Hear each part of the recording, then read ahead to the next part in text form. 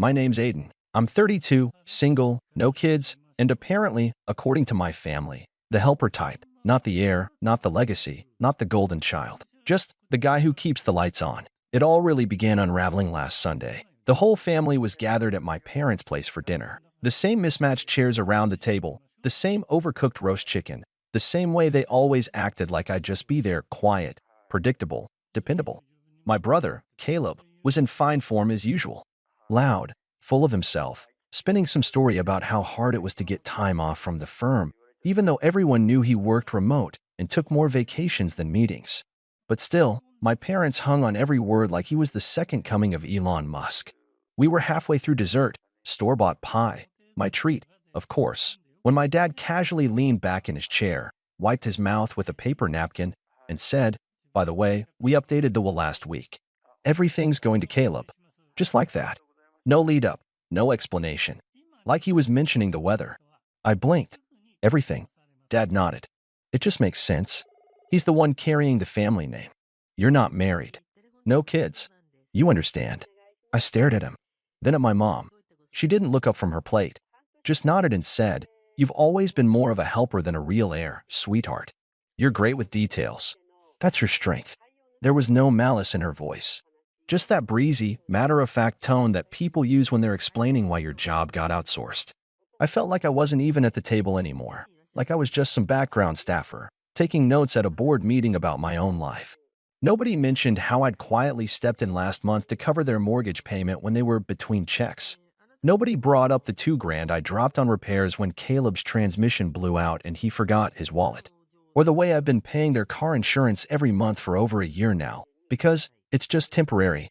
Aiden, you know how tight things are right now. I didn't say anything. I just smiled, nodded, asked if anyone wanted more pie. That night, I went home and opened every account I'd ever connected to their lives. Mortgage autopay? Canceled. Insurance? Disabled. Caleb's shared Spotify family plan that I paid for and he never even thanked me for? Gone. I even pulled my name from the joint emergency fund I started after Mom's health scare. Something she said gave her peace of mind. By Tuesday, I got a text from Mom. Did the payment bounce? The bank called. I ignored it. Wednesday, another one from Caleb. Dude, did you cancel the car insurance? Still ignored it. Thursday, my dad sent an email with the subject line, important, and no greeting. Just a screenshot of their overdue electric bill and a note that said, "This needs to be handled ASAP." By Friday morning, Caleb called me 3 times. Then texted, "Power's out. Dad's losing it. You better answer." I didn't. Not out of spite. Not entirely, anyway. See, for most of my life, I didn't mind being the helper. I liked making things easier for the people I loved.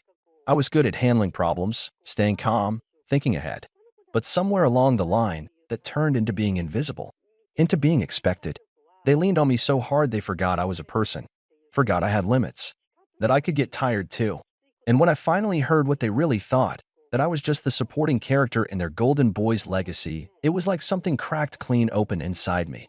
Not anger, not at first. Just this eerie calm. The kind you get before a storm. Like realizing you've been holding your breath for 10 years and finally letting it out. So no, I didn't pick up. I let the silence speak for me. And by the time Saturday rolled around, they weren't just trying to reach me, they were scrambling. That morning, I got a message from my aunt, one of the few relatives who actually treats me like a person. "Just got off the phone with your mom.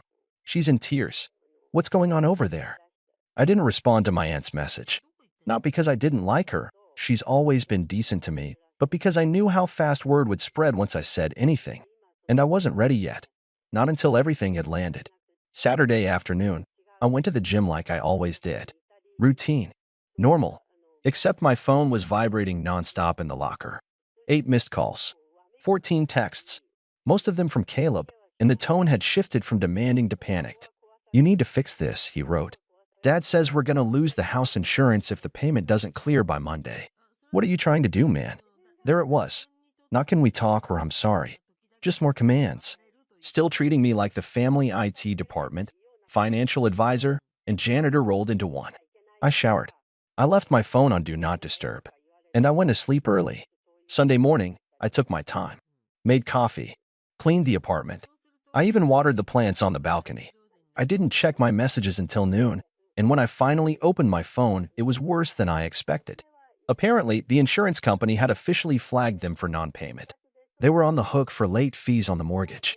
The power was still off because they hadn't paid the past due amount in full. Caleb's car had been towed over unpaid tickets he never mentioned to me, because, surprise, I was the one who used to keep track of those too.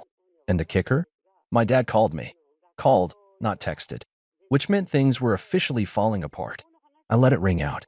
Then he left a voicemail. Aiden, I don't know what's going on, but your mother is upset, and I don't have time for whatever game you're playing. This is your family. You're being selfish, and frankly, it's disappointing. You need to step up and fix this. I just stared at my phone. That tone. That same condescending tone I've heard since I was a teenager. Like I was being difficult for asking to be included. Like I was always one notch below Caleb because he played sports and dated cheerleaders and eventually slapped his name on a company that someone else built. And then it hit me. He didn't even see me. He didn't say what happened. Or can we talk? He didn't ask why I was hurting. Just told me to fix what I broke. Like I was the power grid. Like I was the one malfunctioning.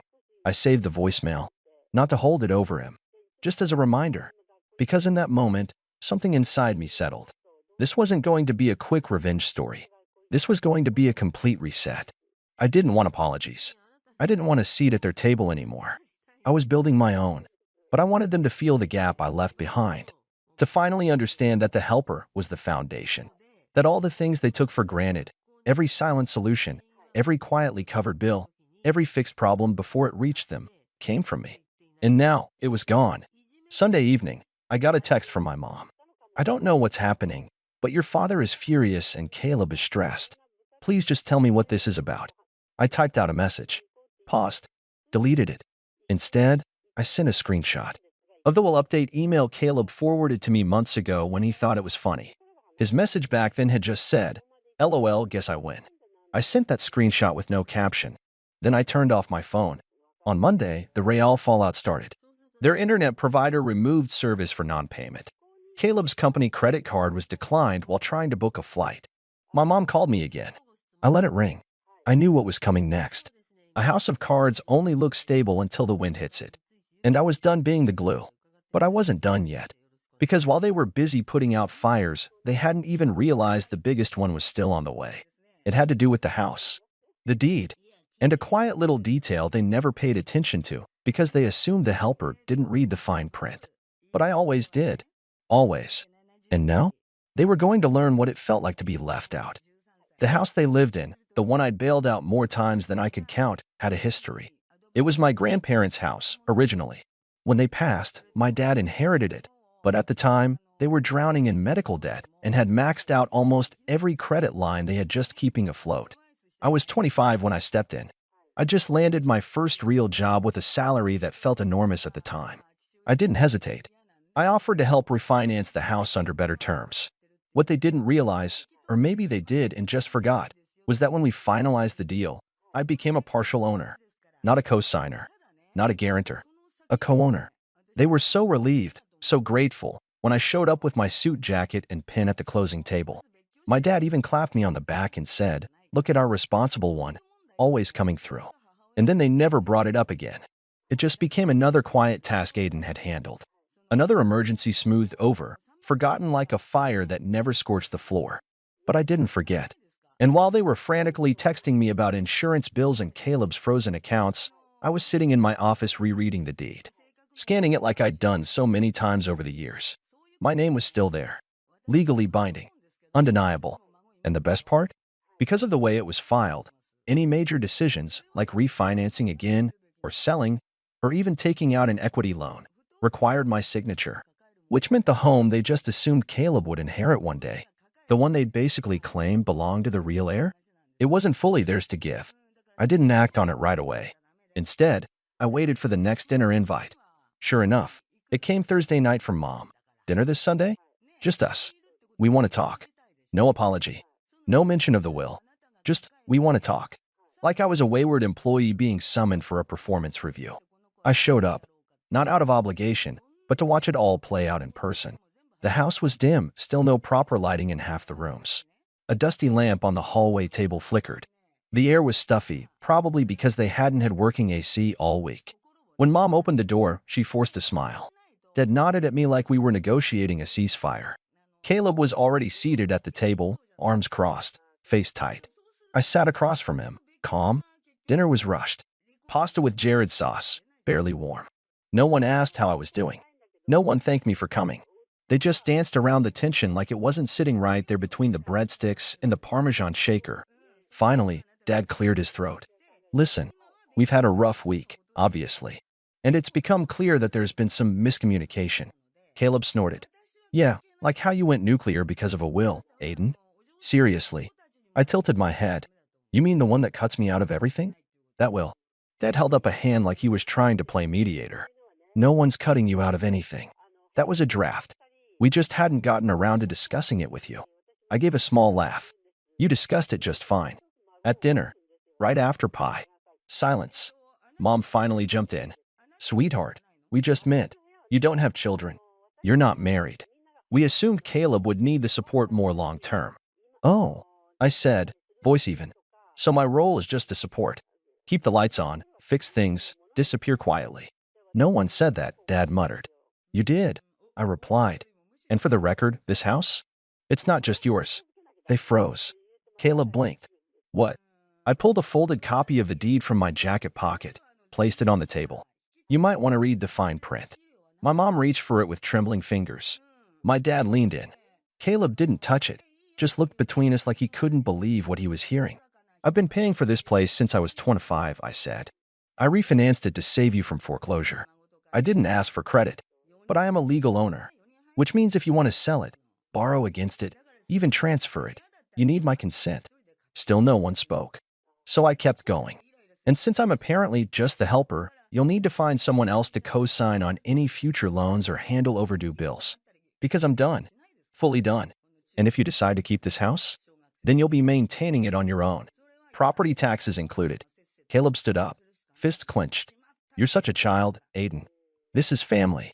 We're supposed to help each other. I turned to him, slowly. You mean the way I helped you with your car? Or your phone bill? Or Mom and Dad's mortgage? Or all the years I paid for Christmas dinner and didn't say a word while you showed up with empty hands? He said nothing. Then I turned to Dad. You wanted to leave a legacy. You already had one. But you didn't recognize it because it didn't look like you. The silence was so thick it was almost physical. I stood up, slid my chair in slowly. No hard feelings, I said. I just finally realized I'm not part of this family the way you all are with each other. And I'm done pretending I am. I walked toward the door, my footsteps the only sound in the room. And just as I reached for the handle, I heard my mom's voice, small, cracking. Aiden, what are you going to do? I paused, turned back slightly, and said, I guess we'll find out. Then I walked out and left them with the truth still echoing in that dim, flickering room. I didn't hear from them for 2 days. After that dinner, I figured one of them, probably Mom, would call with some emotional plea, or maybe Caleb would send a long, condescending text trying to clear the air. But nothing came, and that silence told me everything I needed to know. They were still trying to decide how much of what I said was a bluff, how much control I really had. They'd spent years seeing me as the background player, the assistant, the extra, the guy behind the curtain keeping everything stitched together. The idea that I held leverage, that I could walk away and take half the structure down with me, it wasn't just inconvenient. It was unthinkable to them. But I didn't need to bluff, because I knew exactly how fragile their setup was without me. And it didn't take long before they found out too. By Thursday, I got a call from a number I didn't recognize, local area code. I let it go to voicemail. Turns out it was the mortgage officer. The message was clipped but professional. Mr. Grant, we've been made aware there's some confusion about authorization on the Henderson property. Just confirming you're still co-owner and haven't consented to the requested refinancing. I called her back that afternoon, calm as anything, and said, that's correct. I haven't authorized anything. I also won't be signing off on any changes. She thanked me, asked for a written confirmation, and said they'd be halting everything until further notice. An hour later, Caleb called. This time I picked up. What are you doing? His voice was sharp, like he'd been waiting all day to scream. Hi, Caleb, I said lightly. To what do I owe the pleasure? Don't play dumb, he snapped. You told the bank you're blocking the refinance? That was the plan to catch up on the bills. You mean the plan that no one ran by me? I said. You can't make plans with assets you don't fully own. That's not how it works. You're punishing all of us, he said, because of one dinner conversation. No, I said, my tone cooling. I'm stepping back from a system where I was used. There's a difference. You're being dramatic. And you're being entitled, I said, finally letting the edge into my voice. I didn't do this to get back at you. I did this because I realized I've spent 10 years solving problems for a family that never once treated me like part of it. There was silence on the other end. You want the house? I continued. Buy me out. I'll even sell below market value, to be generous. But if you think you're going to keep it and freeze me out of decisions, that ends now. He hung up. The next morning, I got a call from Mom. She didn't yell. She didn't accuse. She just sounded tired. Aiden, she said, I don't know what's happening to us. I didn't say anything. I've been thinking about what you said, about being the helper, about the way we've leaned on you. Still, I waited. I think we all got comfortable. You never complained. And, well, I guess we assumed you didn't mind, that you liked being in the background. I didn't mind helping, I said, but I never signed up to be invisible. Her voice cracked. You're not invisible. Yes, I am, I said softly. You just don't notice until something breaks. She didn't argue. That silence said more than any apology could have. Then she asked, what do you want us to do? And that's when I realized, for the first time, they were actually listening. Not deflecting, not minimizing. Listening. So I told her the truth. I want boundaries, I said. Clear ones. No more calls about bills. No more requests to bail someone out. If I help, it's because I choose to, not because I'm expected to. She was quiet. And the will. I added, it's your choice what you do with your estate. But don't insult me by pretending I was never part of the legacy. If you're writing me out, be honest. If not, fix it. She promised they'd talk. And for the first time, I actually believed her. Weeks passed. I didn't rush back into things. I didn't start paying bills again or answering every message. I went about my life, focused on work, reconnected with friends I'd neglected because I was always busy putting out family fires. I even took a solo trip to Lisbon.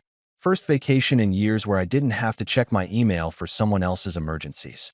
Then, in early spring, I got a certified letter from the family's attorney. Inside was a copy of the revised will. It was simple, split evenly between Caleb and me. No favoritism, no qualifiers, just fairness. Attached was a handwritten note from Dad. Aiden, we were wrong. I was wrong. You've done more for this family than any of us have acknowledged. That changes now, not because of guilt, but because you deserve it. Thank you for showing us what you were holding up, even when we didn't look. Dad, I sat with that for a while. Let it soak in. And yeah, I cried a little. Not because I needed their money or their apology, but because after a lifetime of being treated like the spare, I'd finally stood my ground. And they finally saw me. We're not perfect now. We'll probably never be. Caleb's still Caleb, still a little arrogant, still learning that life doesn't revolve around him. But he respects me now. We talk. It's not deep yet, but it's something. Mom and Dad have pulled back too. They don't ask me to fix things anymore, not without asking if I want to. Sometimes I say yes. Sometimes I say no. But it's always my choice. And the house. I sold my share. Not out of spite. Just freedom. They bought me out, and with that money, I put a down payment on my own place. My own home. Not inherited. Not shared. Mine. It's quiet here. Peaceful. Sometimes too quiet. But it's the first time in my life I've had a space that didn't come with someone else's needs baked into the walls. Sometimes I walk through the rooms and think about everything I gave. All the pieces of myself I poured into people who never said thank you. But mostly, I think about the moment I stopped waiting to be valued and chose, instead, to value myself. That was the day everything changed. And I've never looked back. It was one of those humid summer evenings where the air sticks to your skin like a second shirt, and even the mosquitoes seem to move slower. My name's Nate. I'm 32 now, but back then, I was 23, barely scraping by with a cluttered suitcase of regrets and unfinished dreams. I'd flown home for a family barbecue in late July, the kind of event that, in theory, was supposed to bring everyone together. Hot dogs, loud uncles, and cheap plastic chairs sinking into the lawn.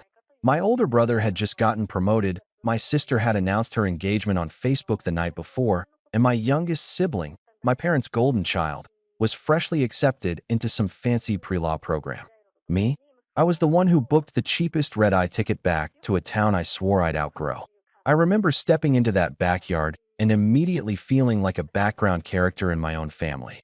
Nobody looked surprised to see me. No hugs, just distracted nods and one offhand, "Oh, you made it," from my mom as she passed me a plate like she was handing it to a stranger in line. I told myself not to expect much. It was just a barbecue, not some grand reunion. But even that mindset didn't prepare me for what came next. It started with drinking. It always does, doesn't it? A few too many glasses, and suddenly everyone thinks they're the star of a Netflix special. My dad stood in the middle of a circle of aunts, uncles, and neighbors, retelling the same old stories about how he coached my brother's high school baseball team to the playoffs, how my sister won that county science fair, how the youngest got a full ride. Then, right when I reached for the corn on the cob, he pointed over at me and said with a chuckle, "And that one, well, he's the one who'll never amount to anything." I froze. At first, I thought I'd misheard him. Maybe he meant it as a joke. But then my mom added, loud and clear, "We don't even count him anymore. 3 kids, not 4." Everyone laughed. Everyone. My uncle gave me a sympathetic glance, but didn't say a word. I just sat there, holding my paper plate with half a burger and a deviled egg, watching them pick me apart like I wasn't sitting 10 feet away. My cousin even leaned over to whisper something to his girlfriend, and she looked right at me and snickered. It wasn't just cruel, it was deliberate, like they were trying to humiliate me in surround sound. I didn't say a word. Not then. I just stood up slowly, walked back into the house, and sat in my childhood bedroom, still plastered with faded posters and the scent of old books and teenage dreams that never came true. I stared at the walls for hours. I didn't cry. I didn't scream. I just detached. Something in me snapped quietly, like a cord finally giving way under too much pressure. That night, while they all slept off, I packed the little I had, walked out the front door, and didn't look back. No dramatic goodbye. No final speech. Just silence. The next day, I changed my number, canceled my return flight, booked a bus to a city I'd never been to, Portland. I knew no one, had no job lined up, and barely $300 to my name. But it was mine. My start. The first real one. For the first year, I worked night shifts at a 24-hour diner and wrote during the day, short stories, mostly. Some were garbage, some weren't. But the words were mine. For once, I didn't have anyone hovering over my shoulder with comparisons or back-ended advice. I slept on a futon and lived off cereal and coffee. But I was free. Years passed. I poured my entire soul into my writing. Wrote stories about broken families, about people who felt invisible, about finding strength in isolation. I never used real names, but anyone who read between the lines would feel it. The ache, the betrayal, the quiet revenge of becoming someone without them. Eventually, one of my short stories went viral online. It was raw and personal and struck a nerve with people. A publisher reached out. One thing led to another, and at 31, I released my first full-length book. A memoir, though I didn't market it as one. Just a novel, inspired by true events. The book caught fire. Reviews poured in. I did podcasts, interviews, late-night radio spots.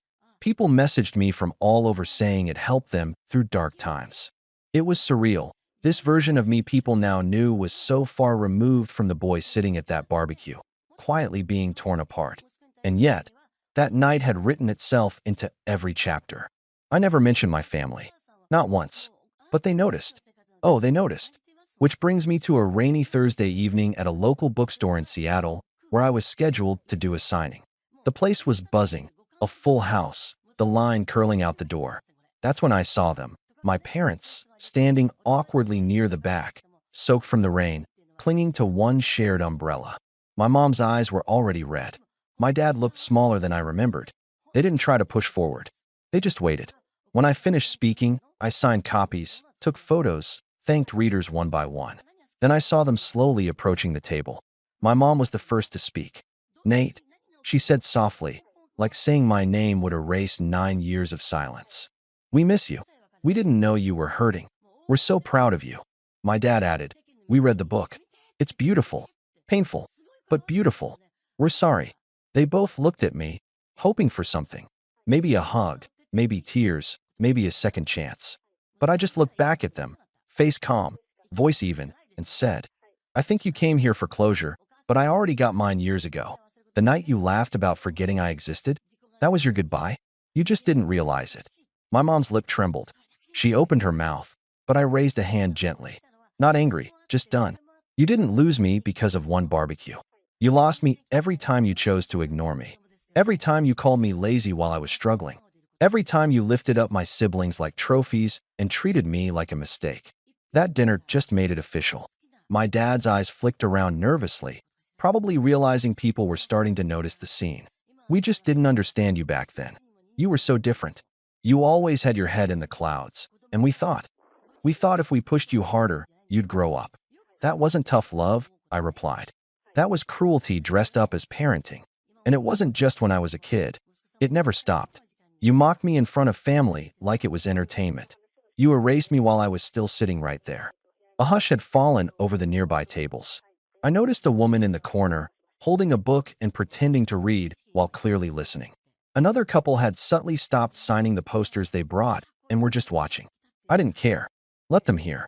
I didn't come here to make a scene, my mom whispered. We just wanted to tell you we love you. I let the silence sit between us for a beat.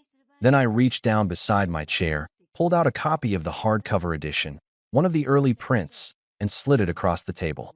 It was signed already, but this one was special. Page 213, I said. Read it when you get home. Really read it. That chapter's called Ghosts with Living Names. It's about the night of the barbecue. It's the only time I ever wrote about you directly. You asked what I did with the pain? I put it there. My mom clutched the book like it was fragile. My dad nodded, eyes misty now. They didn't ask for a photo. They didn't try to hug me again. They just stood there for a moment longer, like they were waiting for the version of me from a decade ago to come back. But he was long gone, and the man sitting in front of them had nothing left to prove. Then they turned and walked out into the rain, the store doors swinging shut behind them. I sat there for a few seconds, letting my heart steady itself. The past had just walked in and tried to rewrite itself, but I didn't let it. I didn't rage, didn't forgive, didn't collapse. I simply told the truth and let it land where it needed to. When the event wrapped up, I packed my things and went back to my hotel. The lights of the city blinked outside my window, but my mind was quiet. No racing thoughts, no echo of my mom's voice calling me a disappointment. Just calm. Later that week, something strange happened. A cousin I hadn't spoken to in years messaged me on Instagram. All it said was, "They're embarrassed. I think they expected you to fall apart. Instead, you became everything they told people you'd never be." I didn't respond. I didn't need to. The message wasn't for me. It was for the version of Nate who used to sit silently at barbecues, laughing along just to fit in. The one who used to beg for scraps of approval. That version didn't exist anymore. But just when I thought the whole chapter was closed, I got an email that made my stomach flip. It was from my younger brother, the golden child. Hey, it read, I know we haven't talked in a long time, but Mom and Dad are freaking out about what you said at the signing. They feel like you humiliated them on purpose. They think you plotted this.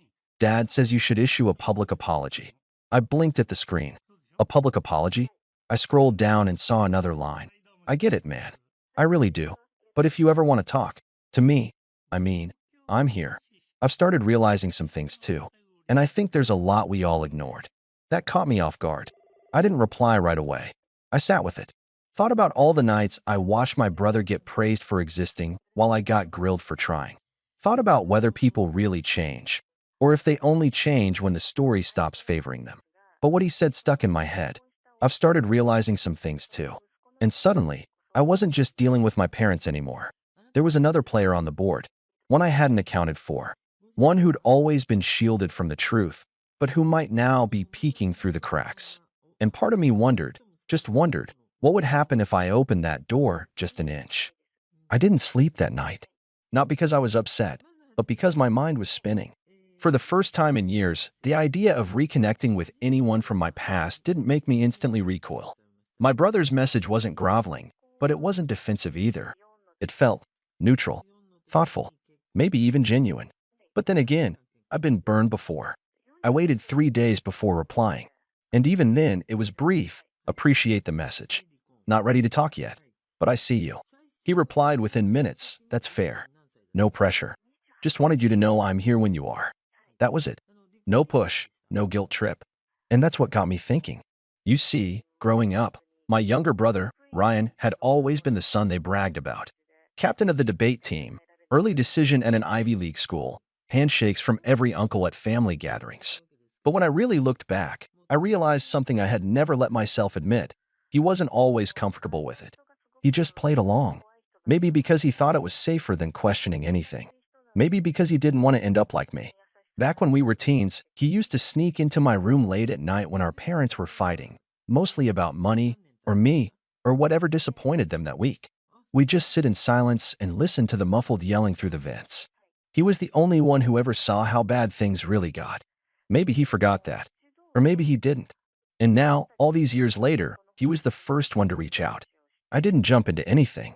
I stayed focused on my book tour, on interviews and reader letters and emails from people who said the story helped them leave toxic homes or finally start therapy. It was overwhelming in the best way. I had built something solid from the broken pieces. I wasn't about to risk it for nostalgia. But then, about a month later, I got another message. This one wasn't from Ryan. It was from my old high school teacher, Mr. Wallace. Nate, I read the book. Powerful stuff. Didn't realize it was you until halfway through. Your parents came by the school last week, trying to do damage control. Claimed you made everything up. I didn't say anything, but I thought you should know. That email hit me differently. Because it confirmed something I suspected all along. They weren't sorry. They were embarrassed. Not by what they did, but by the fact that the world now knew. I didn't reply to Mr. Wallace, but I sat with that information. And I realized it was time for me to take control of the narrative again.